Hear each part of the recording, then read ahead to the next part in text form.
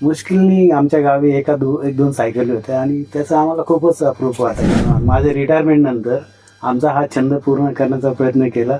आम्ही सायकल तशा घेतल्या. असं कधी झालंय का की तुमच्यामध्ये की मॅडमला एक सायकल आवडली, तुम्हाला एक सायकल आवडली आणि आपण मोठं झाल्यानंतर मोटरसायकल नाही पण सायकल घ्यायची, गिअरची सायकल घ्यायची, ही माझी फार मोठी इच्छा होती. तर तुम्हाला वैयक्तिकरित्या गिअरची सायकल आवडते की नॉन गिअरची? म्हणजे आता आमचं रिलेशन असे की त्यांचे वडील आणि माझे वडील सख्खे आते भाऊ मामी भाऊ, अच्छा. तर त्यांचे वडील पण सायकल प्रेमी, माझे वडील पण सायकल प्रेमी.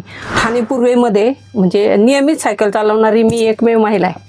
म्हणजे आता दुसऱ्या मुली चालवतात पण महिला म्हणून कोण महिला चालवत म्हणून. नाही. तर दोघांनी मिळून म्हणजे असं ठाणं फिरणं सायकलवरनं वगैरे छानपैकी असं कधी हो झालंय केलं ना. का? येऊरला आम्ही खूप वेळा गेलो. येऊरला गेलो, कारण खूप उपवन मोठा आपल्याकडे तलावला, भाग आहे ठाण्याचा. घोडबंदर रोड. ही सायकल तुमच्या आयुष्यात आली, मग तुम्ही दोघं एकमेकांच्या आयुष्यामध्ये आलात. 20 ते जवळजवळ 60 वर्षापर्यंतच्या महिलांना सायकल शिकवली.